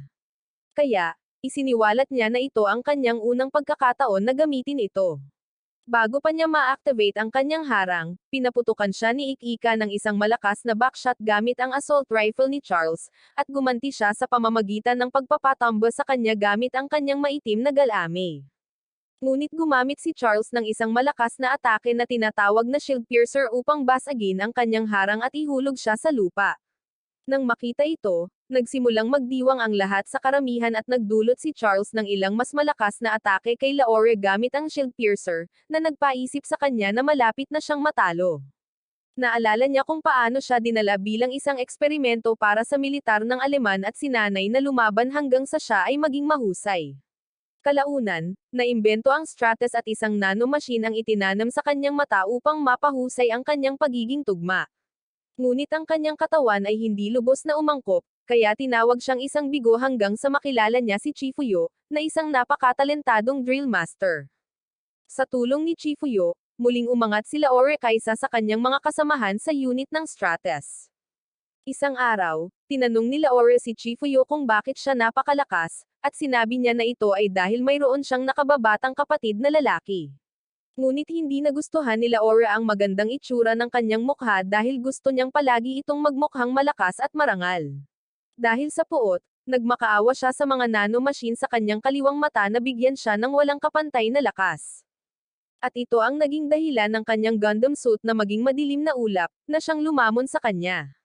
Nang makita ito, inutusan ni Chifuyo ang iba pang mga opisyal na magpatunog ng alarma para sa isang Level D crisis. Kaya, inanunsyo na sinuspinde ang paligsahan, at inilikas ang mga estudyante mula sa arena. Samantala, ang Laore suit ay naging isang dark mode na bersyon ng Stratus ni Chifuyo. Kaya, nagpa siya si Ikika na harapin ito, ngunit pinabagsak siya ng Dark Stratus sa loob ng ilang segundo gamit ang mga teknik ng sarili niyang kapatid. Nagalit si Ikika dahil sinisira ng halimaw ang mga galaw ng kanyang kapatid, kaya sumugod siya upang maghiganti. Ngunit pinigilan siya ni Huki at sinabihan ang talunan na isipin ang kanyang buhay. Sa control room, tinanong ni Maya kung bakit hindi na gumagalaw ang Dark Stratus. Kaya ipinaliwanag ni Chifuyo na ito ay isang automatikong programa na tumutugon lamang sa mga armas at pag-atake. Habang nagpupumilit si Ikika na makatakas, sinampal siya ni Huki pabalik sa kanyang katinoan, ngunit naiinis pa rin siya sa katotohanang ginagamit ng Dark Stratus ang espada at mga teknik ng kanyang kapatid. Kaya ipinaalala niya sa kanya na wala siyang magagawa dahil wala ng lakas ang kanyang suit. Gayunpaman, sinabi ni Ikika na kailangan niyang gumawa ng isang bagay at napatunayan muli ni Charles na siya ang ultimate bro sa pamamagitan ng pag-charge ng kanyang Stratus ng enerhiya. Nang makita ito, nagtaka si Maya kung ano ang kanilang ginagawa, ngunit inutusan siya ni Chifuyo na ilagay ang mga unit ng guro sa standby at iwanan ang labanan sa kanila. Nang matapos ni Charles ang pag-charge ng Stratus Watch ni Ikika, tinawag niya ang kanyang Strato Sword dahil iyon ang antas ng lakas na kayang maipan ng charging device. Tulad ng isang tunay na Giga Chad, ipinangako ni Ikika sa kanyang kasamahan na mananalo siya sa laban at muling pumasok sa kanyang full attack mode upang harapin ang halimaw. Habang umaatake ang Dark Monster, pinakawalan ni Ikika ang isang malakas na hiwa na naghati sa halimaw, na nagpalaya kay Laore mula sa pagkakahawak nito. Sa mundo ng panaginip, nakakita si Laore ng isang pangitain ni Ikika na nangangakong paprotektahan siya. At nang magising siya, ipinaalam sa kanya ni Chifuyo na ang kanyang Stratus ay puno ng isang sistemang tinatawag na Valkyrie Trace System, na maaaring sakupin ang kanyang kamalayan kung kailan niya gusto. Samantala, sina Ikika at Charles ay magkasamang kumakain ng hapunan. At biglang dumating si Huki, kaya sinabi niya rito na tutuperin niya ang nauna nitong kahilingan na lumabas ng magkasama. Natuwa siya rito. Ngunit nang humingi siya ng karagdagang detalye, sinabi ng talunan na gusto lang niyang mamili kasama niya. Kaya, sinipa niya ito na parang bola ng soccer bago galit na naglakad palayo. Sakto lang, dumating si Maya at ipinaalam kina Ikika at Charles na maaari silang magpahinga sa paliguan ng mga lalaki dahil nanalo sila sa paligsahan. Habang nagpapahinga si Ikika sa paliguan, biglang dumating si Charles dala ang kanyang mga asset na nakadisplay. Kaya sinubukan ni Ikika na umalis, ngunit tinawag niya ito pabalik para makinig sa kanya. Pagkatapos ay sinabi niya rito na nagpa siya siyang manatili sa paaralan dahil sa kanya at ipinahid ang kanyang mga asset sa likod nito. Habang hinihiling sa kanya na tawagin siyang Charlotte dahil iyon ang pangalang ibinigay sa kanya ng kanyang ina. Kinabukasan, ipinakilala ni Maya si Charlotte bilang isang bagong estudyante at lahat ng mga estudyante ay nagtataka kung biglang nagpa siya si Charles na sundan ang mga yapak ng pagiging babae. Kaya ipinaliwanag niya na babae talaga siya. Nang mapagtanto nilang matagal nang nakikipagsesyon si Ikika sa isang babae, dumating si Huki para tapusin ito gamit ang kanyang Stratus suit. Ngunit bigla, hinaranggan nila Ora ang atake gamit ang kanyang kalasag at hinalikan ito. Habang gulat na gulat ang lahat, sinabi nila Ora kay Ikika na kailangan na niya itong maging asawa, at lahat sa klase ay napasigaw sa gulat.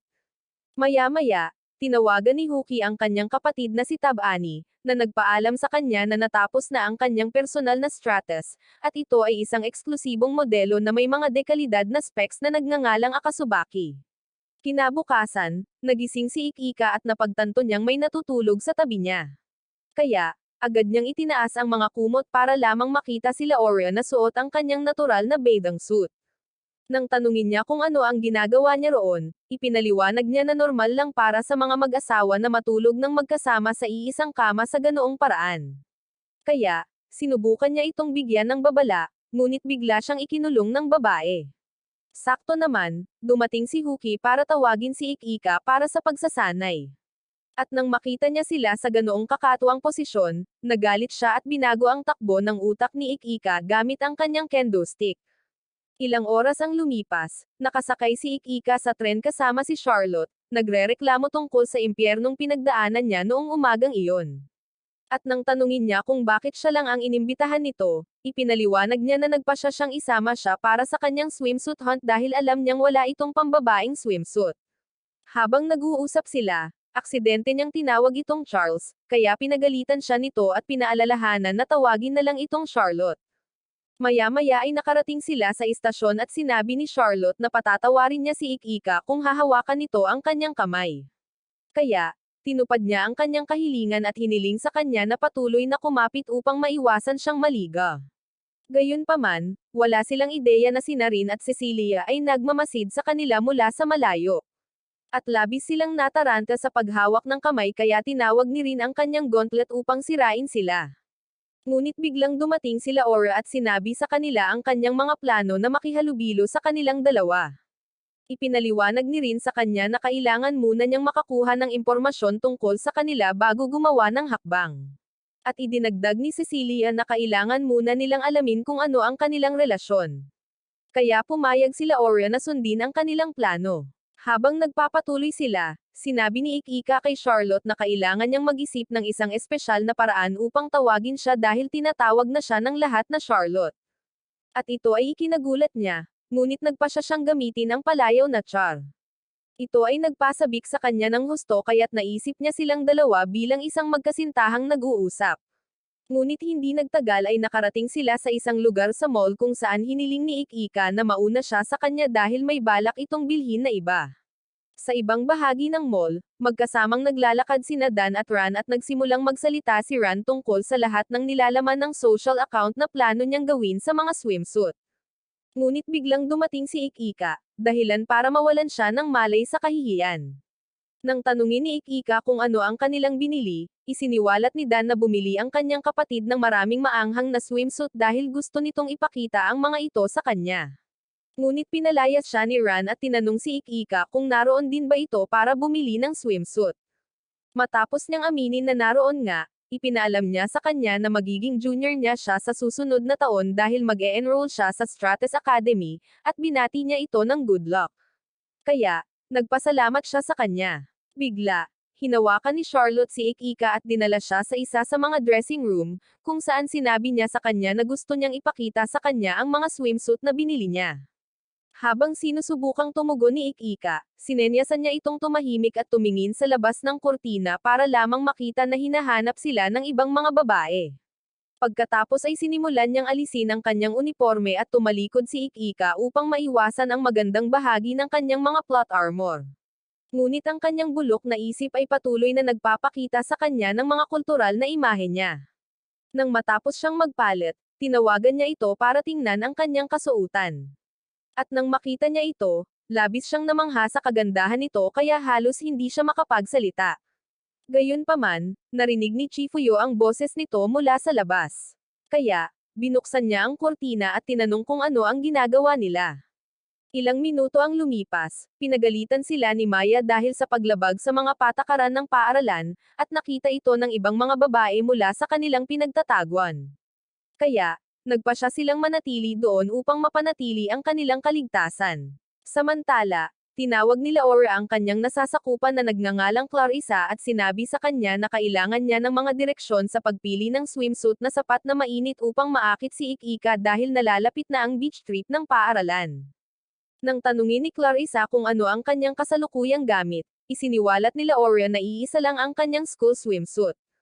Kaya, pinagalitan siya ni Clarissa at ipinaliwanag na hindi niya kailanman maipapakita ang kanyang hourglass body figure gamit ang gamit na iyon bago niya tiniyak sa kanya na mayroon siyang lihim na plano. Pagkalipas ng ilang araw, dumating ang mga estudyante sa dalampasigan para sa kanilang paglalakbay, at inutusan sila ni Maya na bumalik sa inn sa oras ng gabi upang hindi sila mahuli sa hapunan. Sinimulan ni Rin at ng ilang iba pang mga babae na guluhin si Ikika, ngunit biglang dumating si Cecilia at humiga sa isang banig kung saan hiniling niya rito na maglagay ng sun lotion sa kanyang likod. Matapos ibuhos ang likido sa kanyang kamay, sinubukan niyang magsimula, ngunit biglang sumigaw si Cecilia at hiniling sa kanya na painitan ang kanyang mga kamay bago magsimula. Matapos sundin ang utos na ito, ginamit niya ang lahat ng mga lihim na pamamaraan upang ilapat ang lotion sa kanyang likod at labis na nagustuhan ang pakiramdam kaya't nagmakaawa siya sa kanya na ilapat ang likido sa kanyang mga cupcake.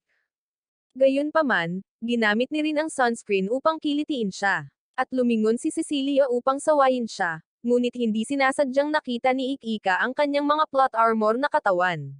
Kaya, natamba niya ito gamit ang kanyang mecha fist. Di nagtagal pagkatapos, sina Ikika at Rin ay magkasamang nagpapahinga sa karagatan, at sinubukan ni Rin na lumangoy palayo sa kanya, ngunit biglang nanikip ang kanyang binti, dahilan para siya ay lumubog sa karagatan. Nang makita ito, mas mabilis na lumangoy si Ikika kaysa kay Aquaman at matagumpay siyang nailigtas, dahilan para mas lalong umibig siya dito. Matapos makumpirma na ayos lang si Rin, hinayla siya palayo ng ibang mga babae, ngunit biglang dumating si Cecilia na nakabalot sila Orion na parang mommy dahil nahihiya siyang ipakita kay Ikika ang kanyang swimsuit. Nang bigyan siya ni Cecilia ng ilang mga salita ng pag-uudyok, sa wakas ay ipinakita niya ang kanyang swimsuit. Kaya, pinuri ni Ikika ang kanyang hitsura. Kasunod nito, naglaro ng beach volleyball sina Ikika at ang mga babae, ngunit nag-ambala sila Orion ng mga iniisip na binabasag siya ni Ikika sa kakaibang posisyon, kaya nataman siya sa mukha gamit ang bolang iyon. Habang sinusuri siya ni Ikika, nataranta siya at tumakbo sa dagat upang linisin ang kanyang isip. Nang sandaling iyon, dumating si Chifuyo kasama si Maya, at sumama sila sa mga estudyante sa paglalaro sa dalampasigan ng ilang oras. Nang gabing iyon, nakatagpo ni Chifuyo si Huki sa isang bangin at ipinaalam sa kanya na maaaring dumating si Tabani kinabukasan dahil Hunyo 7. Pagkalipas ng ilang oras, naghapunan ang lahat, ngunit napansin ni Ikika na nahihirapan si Cecilia sa kanyang mga binti habang nakaupo sa estilo ng Hapon. Kaya, inalok niya na ilipat ang mesa. Gayunpaman, sinabi niya na ayos lang siya dahil mas gugustuhin niyang mawalan ng mga binti kaysa isuko ang pagkakataong umupo sa tabi ng kanyang minamahal. At ipinaliwanag ni Charlotte na kailangan niya itong hayaan dahil iba ang mga babae sa mga lalaki. Sa kabila nito, lumalaban pa rin si Charlotte para sa kanyang buhay sa mesa. Kaya, inalok ni Ikika na pakainin siya sa parehong paraan ng pagpapakain niya kay Charlotte kanina, ngunit biglang tinakpe ni Charlotte ang kanyang bibig upang pigilan siyang ibunyag ang higit patungkol sa kanilang mga pribadong gawain. Biglang naging simp mode si Cecilia at nagmakaawa sa kanya na pakainin siya upang hindi masayang ang pagkain. Kaya, pinakain siya ni Ikika ng isda, ngunit lahat ng mga babae sa paligid ay nagsimulang kamuhian siya. Gayunpaman, biglang dumating si Chifuyo at pinagalitan ang mga estudyante dahil sa pagdudulot ng istorbo bago binalaan ang kanyang kapatid na kontrolin ang enerhiyang Sigma na ito.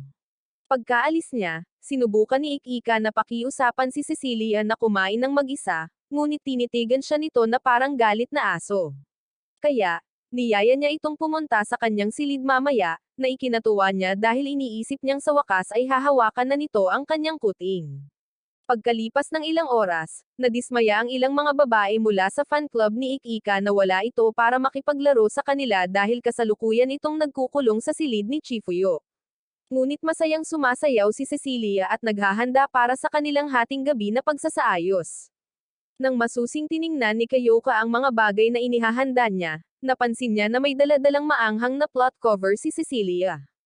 Kaya, pinilit ng lahat ng mga babae na buksan ang kanyang yukatana at kinumpirma na suot nga niya ang isa sa mga pinakamahusay na gamit na pang-Victoria. Inakusahan nila siyang lahat na isang desperada, ngunit nagsinungaling siya na para lang sa panlabas na anyo, kaya sa wakas ay pinakawalan na nila siya. Habang naglalakad siya sa pasilyo, nakita niya ang ibang mga babae na nagtatago sa pintuan ng silid ni Chifuyo, at sinenyasan nila siyang tumahimik para patuloy silang makinig. Ang mga tunog mula sa silid ay nagpapamukhang sina Ikika at Chifuyo ay nagsasanay ng ilang mga pamamaraan mula sa Game of Thrones. Kaya, yumuko ang mga edukadong babae upang makinig ng maayos, ngunit bumagsak ang pinto, dahilan para mahulog sila sa loob. Gayunpaman, minamasahe lamang ni Ikika si Chifuyo.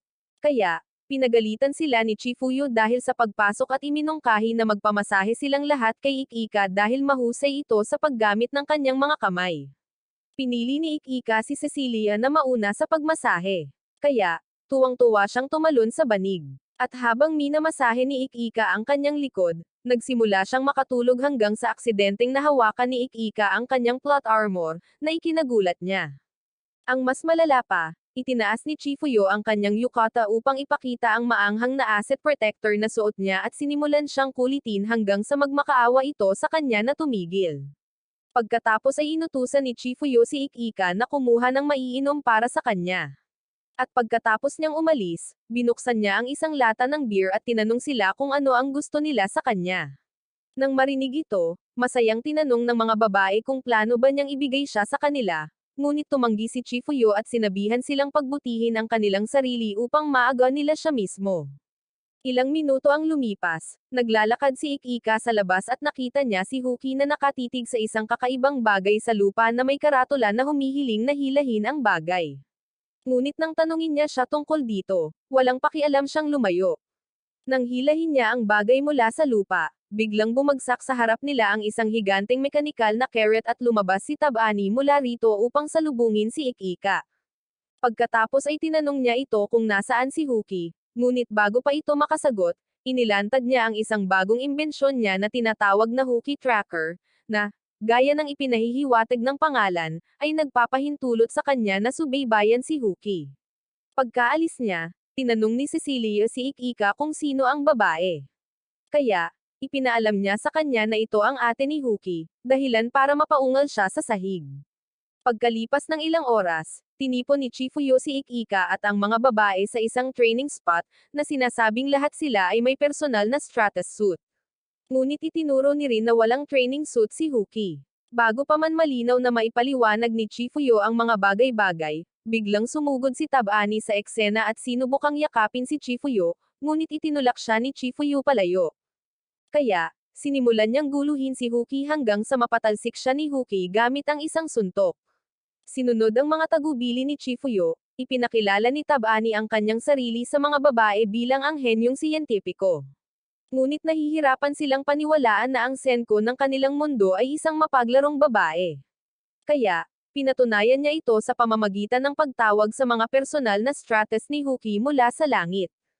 Ipinaliwanag niya na ang mga detalye nito ay higit pa sa lahat ng kanila dahil ito ay isang ika-4 na henerasyon ng Stratus na siya mismo ang gumawa, at lahat sila ay nagulat na nakagawa na siya ng ika-4 na henerasyon samantalang ang ika-3 henerasyon ay sinusubukan pa rin sa maraming bansa. Matapos buksan ang Stratus, hiniling nila kay Huki na pumasok. At nang magawa niya ito, inilagay ni Tabani ang lahat ng bagong datos dito bago niya ito hilingin na lumipad sakay nito. Nang lumipad na siya, nagulat ang lahat ng mga babae na mas mabilis siyang gumagalaw kaysa sa isang Kryptonian sa langit. At hiniling ni Tabani kay Huki na subukan din ang mga katana ng makina. Kaya, nagpakawala siya ng ilang mga hiwa na tumagos sa ilang mga ulap, na nag-iwan sa kanya na natigilan. Pagkatapos ay nagpaputok si Tabani ng ilang missile sa kanya habang hinihiling na subukan ang kanyang espada laban sa mga ito, at walang kahirap-hirap niyang tinaga ang mga ito, na humanga sa lahat ng nasa paligid. Nang sandaling iyon, dumating si Maya at ipinaalam kay Chifuyo na may espesyal na misyon na kailangang harapin agad. Kaya, sinabihan niya ang kanyang koponan na huminto sa pagsasanay at maghanda na lang para sa misyon. Sa control room, ipinaliwanag sa kanila ni Chifuyo na isang Amerikanong Israeli joint ang nakabuo ng isang third-generation na Stratus sa baybayin ng Hawaii na tinatawag na Silvero Gospel, ngunit bigla itong nawalan ng kontrol 2 oras ang nakalipas at naging isang unmanned Stratus. Dahil papalapit na ang Silvero Gospel sa paaralan, ang mga estudyante ay inatas ang habulin ito at tapusin. Pagkatapos ay tinanong ni Cecilia ang mga detalye ng Stratus. Kaya ipinakita sa kanya ni Chifuyo ang ilang info screen na nagpapakita na ito ay isang espesyal na uri ng Stratus na dalubhasa sa malayo ang labanan na ginagawa itong katulad ng kanyang Stratus. Pagkatapos ay itinuro ni Chifuyo na mayroon lamang silang isang pagkakataon upang lapitan ang Tusong Stratus dahil ito ay gumagalaw sa supersonic na bilis. At itinuro ni Maya na kailangan nila itong talunin sa isang atake. Kaya nagpasya si Rin na wawakasan nila ito gamit ang pangwakas na galaw ni Ikika, ang Reiraku Bakuya. Gayunpaman, nagsimulang magreklamo ang talunan. Kaya, ipinaalala sa kanya ni Chifuyo na ito ay isang tunay na labanan at hindi pagsasanay. Kaya, nagpasya siyang gagawin niya ito upang patunayan ang kanyang lakas dito. Nang tanungin ni Chifuyo kung kaninong Stratus ang sapat ang bilis para mahuli ang robot, biglang tumalon si Tabani sa silid at iminungkahi na subukan nila ang Akasubaki. Di nagtagal, naghanda si Huki sa kanyang anyong Akasubaki at nagsimulang magyabang si Tabani tungkol sa lahat ng malalakas na sandatang ginawa niya sa loob nito. Pagkatapos, inanunsyo ni Chifuyo na magsisimula ang misyon sa loob ng 30 minuto at hiniling sa kanila na maghanda para dito. Nang oras na para magsimula ang misyon, parehong nagpalit sina Ikika at Huki sa kanilang mga battle mode. At pinaalalahanan ni Ikika si Huki na mag-ingat dahil hindi ito isang drill. Kaya, tiniyak niya sa kanya na magiging maingat siya at hiniling sa kanya na mag-relax para mabuhat niya ito ng maayos. Tinanong ni Ikika kung ganoon ba siya kay-tiwala dahil sa kanyang bagong personal na Stratus, ngunit inaangkin niya na ganoon na siya noon pa man at sinabihan siyang isagawa ang operasyon ng mahinahon. Nang sandaling iyon, kinontak sila ni Chifuyo at ipinaalala sa kanila na ang pangunahing punto ng misyon ay ang paglutas ng bagay sa isang atake sa pamamagitan ng pag-atake sa Silvero Gospel. Pagkatapos ay tinanong ni Huki kung dapat ba niyang suportahan si Ikika sa pagtugon sa sitwasyon, at pinayagan siya ni Chifuyo na gawin ito, ngunit pinayuhan siyang huwag masyadong magsikap dahil wala pa siyang tunay na karanasan sa pakikipaglaban sa Akasubaki. Kaya, nangako siyang susuportahan siya sa anumang paraan na magagawa niya. Nang marinig ito, nagulat ang lahat na umaarte siyang mas nasa sabik kaysa dati. Kaya, gumamit si Chifuyo ng isang pribadong channel upang balaan si Ikika na malapit nang magkamali si Huki dahil sa kanyang pagkasabik at inutusan niya itong suportahan siya kapag nangyari iyon. Nang magsimula ang misyon, sumakay si Ikika sa likod ni Huki at mabilis siyang lumipad palayo, na nag-iwan sa lahat ng pagkamangha na ang kanyang Stratus ay may kakayahang pabagsakin ang Prime NATO. Pagkatapos ay ibinahagi ni Chifuyo ang live na lokasyon ng target gamit ang Google Maps. Kaya, mas lalo pang pinabilis ni Huki ang kanyang bilis hanggang sa wakas ay nakita nila ang Silvero Gospel. Ipinaalam ni Huki kay Ikika na makakaharap niya ang kalaban sa loob ng 10 segundo dahil malapit na itong bumilis muli. Kaya, tinawag niya ang kanyang espada at nag-Reiraku Bakya mode. Habang sumusulong siya para sa isang pag-atake, nakita siya ng Silvero Gospel at mabilis na tumakbo palayo. Kaya, sumugod siya para sa isa pang mabilis na pag-atake, ngunit muling umiwas ang Silvero Gospel at nagpaulan ng mga missile sa kanila. Habang umiiwas sa mga missile, sinabihan ni Ikika si Huki na sumugod mula sa kaliwa para sa isang combo attack, kaya sumugod siya at dinaig siya gamit ang mga armas ng kanyang makina bago binigyan si Ikika ng senyales na umatake. Gayunpaman, napansin ni Ikika na may isa pang kalaban na papunta sa paaralan. Kaya, sumugod siya upang harapin ito, ngunit sinamantala ng Silvero Gospel ang kanilang pagkagambala sa pamamagitan ng pagpapaputok ng sunod-sunod na mga bala, na dumig sa parehong magkalaban. Sinigawan ni Chifuyo si Ikika dahil sa pag-abala sa kanilang pinakamagandang pagkakataon na manalo, ngunit ipinaalam niya rito na may barko na patungo sa kanila. Habang naghahari ang Silvero Gospel sa mas maraming pag-atake sa kanila, hiniling ni Huki kay Ikika na huwag pansinin ang barko dahil mga kriminal lamang sila, ngunit tumanggi siya, sinasabing hindi niya sila hahayaang masawi at inilihis ang lahat ng pagsabog na patungo sa kanilang direksyon hanggang sa tumigil ang kanyang espada. Galit na tinawag siyang talunan ni Huki dahil sa pagprotekta sa mga kriminal, ngunit tinawag siya sa Astral Dimension at tinanong siya kung bakit minamaliit niya ngayon ang mga mahihinang tao simula nang maging mas malakas ito. Sinabi niya na hindi ito katulad niya, at ito ang nagparamdam sa kanya ng labis kaya nabitawan niya ang kanyang espada at nagsimulang umiyak. Ngunit napansin ni Ikika na nauubusan din siya ng enerhiya. Bigla, nagpaputok ng ilang missile ang Silvero Gospel sa kanya, ngunit sumugod si Ikika at ginamit ang katawan nito bilang kalasag upang protektahan siya, dahilan upang mahulog sila sa karagatan. Sa control room, napansin ni Maya na hindi gumagalaw sina Ikika at Huki. Kaya, tinanong niya kung nais ng punong himpilan na kanselahin nila ang operasyon, ngunit nagpa siya si Chifuyo na ipagpapatuloy nila ang misyon hanggang sa kanselahin ito ni Ikika at Huki. Nang sandaling iyon, kumatok si Charlotte sa pinto, ngunit sinabihan siya ni Chifuyo at ang iba pang mga babae na manatiling naka-standby gaya ng iniutos niya, at sinabihan sila ni Laura na sundin ang kanyang mga utos. Gayunpaman, sinabi ni Charlotte na nag-aalala rin si Chifuyo kay Ikika dahil kapatid niya ito. Ngunit ipinaalam sa kanya ni Rin na hindi niya ito kinonsulta mula nang ibigay niya ang utos para sa kanyang paggamot. Binanggit din ni Cecilia ang katotohanan na hindi niya kinausap si Huki noong panahon ng pagsagip at sinabing masyadong malamig ito, kahit na nabigo ang misyon. Kaya, ipinaliwanag ni Laura na ginagawa niya ang kanyang trabaho sa pamamagitan ng pagtutuon sa pagkuha ng Silvero Gospel. Sa palagay niya ay ikinukulong ni Chifuyo ang kanyang sarili sa silid-pulungan dahil talagang nababagabag siya sa kondisyon ni Ikika, ngunit alam din niya na ang pag-aalala tungkol kay Ikika ay hindi malulutas ang problema.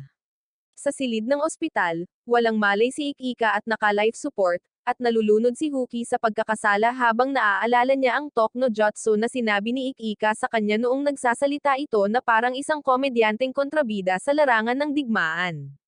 Nagtanong si Huki kung bakit niya gustong patawarin ang mga taong lumalabag sa batas at protektahan sila, ngunit napagtanto niya na ito ang nagpapatibay sa kanya. May mga flashback siya kung paano siya lumaban noong misyon, na nagpaisip sa kanya na bulag lamang siyang sumusunod sa kapangyarihan.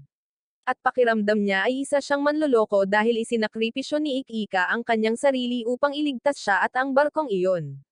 Nang sandaling iyon, dumating si Maya at pinayuhan siyang magpahinga dahil nag-aalala ang lahat tungkol sa kanya, ngunit iginiit niyang manatili sa tabi ni Ikika.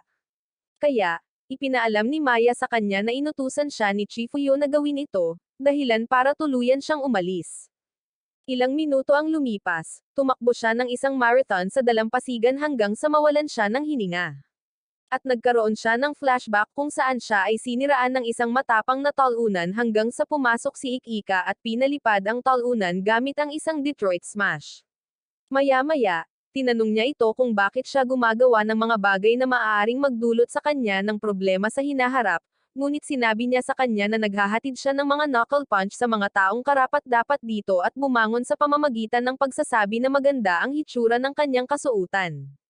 Habang naglalakad siya palayo, tinawag siya pabalik ni Huki at sinabihan siyang tawagin siya sa kanyang ibinigay na pangalan. Kaya, ngumiti siya habang sinasabihan siyang tawagin din siya sa kanyang unang pangalan. Ngayon sa kasalukuyan, tinitigan ni Huki ang pulse earrings na suot niya hanggang sa biglang dumating si Rin at ipinaalala sa kanya na kasalanan niya kung bakit nasa kasalukuyang kalagayan si Ikika. Masyadong nanlumo si Huki para tumugon, kaya't hinawakan niya ang kanyang damit at nagbigay ng isang madamdaming talumpati upang himukin siyang lumaban, ngunit sinabi ni Huki na hindi na siya gagamit muli ng Stratus. Gayunpaman, sinampal siya ni Rin at sinabihan siyang tumigil sa pag-arte na parang duwag na bata. Kaya, tumayo siyang muli at ipinahayag na haharapin niya ang kalaban. Dahil dito, natuwa si Rin at ang iba pang mga babae at sinabi nila sa kanya na ganoon din ang kanilang nararamdaman dahil ayaw nilang magtapos sa pagkatalo ang mga bagay-bagay. Pagkatapos ay ipinakita sa kanila ni Laura ang lokasyon ng Silvero Gospel at ipinaalam kay Rin na kailangan niya itong subaybayan gamit ang mga satellite dahil kasalukuyang gumagalaw ito sa stealth mode. Kinumpirma ng lahat ng mga babae na tapos na sila sa mga paghahanda at tinanong nila si Huki para sa kanyang mga plano.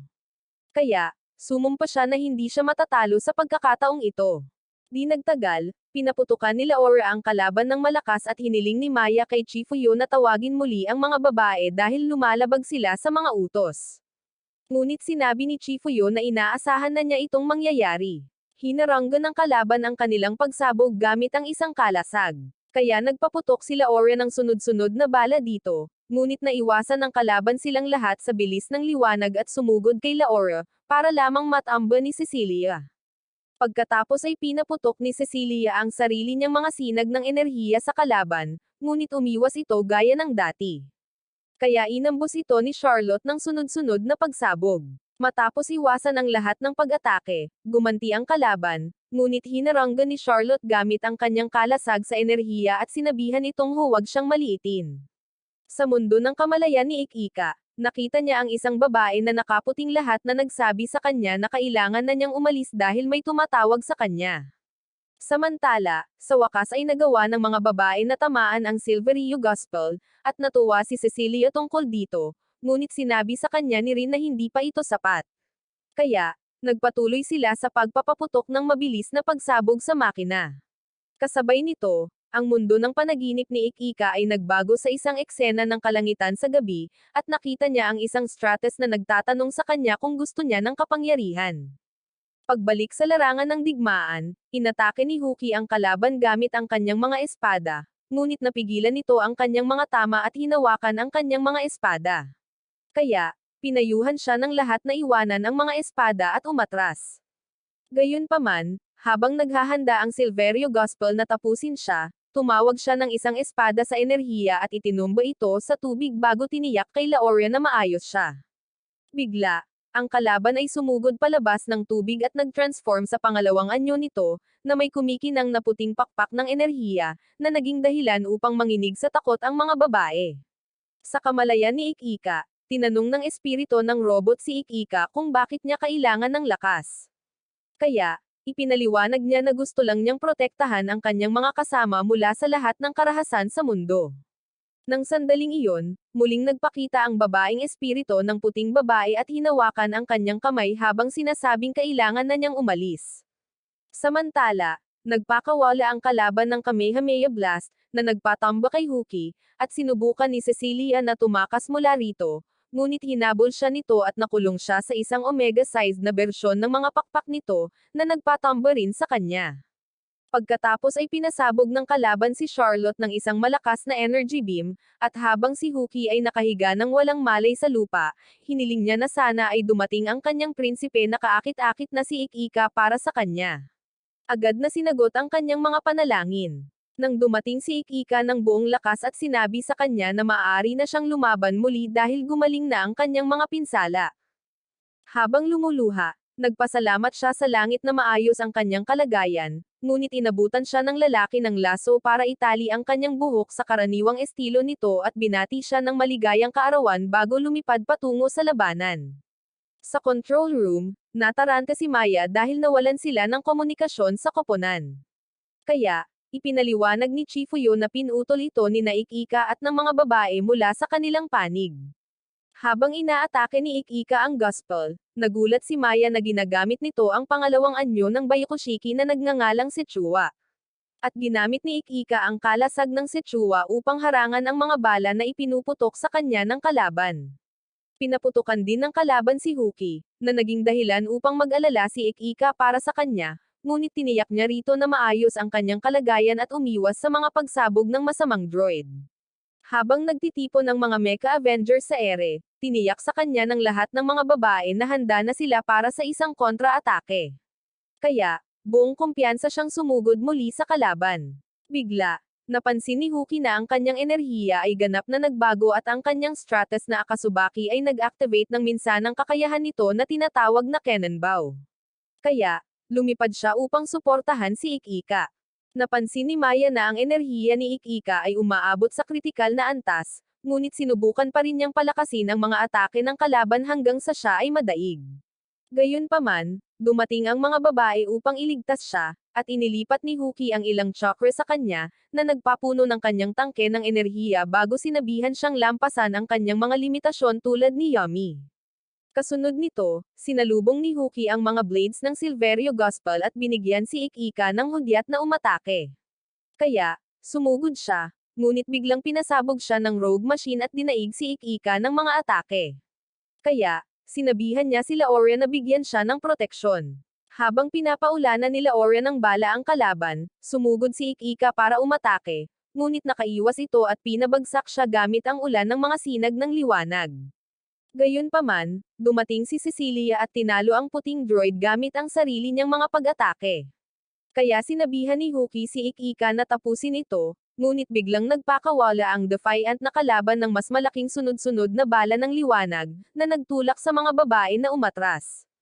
Pagkatapos ay hinarap ni Ikika ang kalaban sa baybayin at ginamit ang kanyang energy sword upang basagin ang kalasag nito, at sa wakas ay tumigil ang kalaban. Pagkalipas ng ilang oras, pinagalitan ni Chifuyo ang koponan dahil sa pagsuway sa mga utos at ipinaalam sa kanila na sasailalim sila sa espesyal na pagsasanay bilang parusa, ngunit ipinaalala ni Maya sa kanya na pagod na silang lahat, kaya pinuri niya sila dahil sa pagkatalo sa kalaban at sinabihan silang magpahinga sa natitirang bahagi ng araw. Nang gabing iyon, nasa dalampasigan si Tab-Ani upang muling panoorin ang mga highlight ng labanan sa Silverian Gospel sa kanyang screen, at nagulat siya na nagawa ni Bakushiki na muling buhayin at pagalingin ang piloto. Biglang dumating si Chifuyo at ipinaalala sa kanya na ito ang unang makinang pinaglanan ni Tab-Ani ng kanyang sarili sa paglikha bago isinalaysay kung paano inayos ni Tab-Ani ang lahat para gawin si Ikika na gumagamit ng Bakushi. Pagkatapos ay itinuro niya na si Tab-Ani mismo ang nagayos ng buong senaryo ng kalaban para payagan ang kanyang kapatid na gumawa ng maayos na debo sa kanyang bagong gamit at tinawag siyang isang henyo para dito, ngunit napansin niyang nawala siya. Samantala, nakita ni Huki si Ikika sa dalampasigan at natigilan siya nang makita ang kanyang kaakit-akit na swimsuit. Kaya, sinabihan niya itong huwag masyadong tumitig. Habang nakaupo silang magkasama, sinabi ni Ikika na natutuwa siyang ligtas ang lahat, ngunit ipinahayag niya kung paano siya nakokonsensya sa pagdulot ng mga pinsala sa kanya. Kaya, hiniling ni Ikika sa kanya na ipikit ang kanyang mga mata upang matanggap ang kanyang parusa. Nang magawa niya ito, hinampes niya ito sa ulo at sinimulan niya itong pag-alitan dahil sa pagiging katawa-tawa hanggang sa ituro nito na ang kanyang mga plot armor ay nakakaapekto sa kanya, na siyang dahilan ng kanyang pag-atras. Gayunpaman, inilagay niya ang kamay nito sa kanyang mga asset at tinanong siya kung nakikita ba niya itong babae, kaya inamin niya na oo.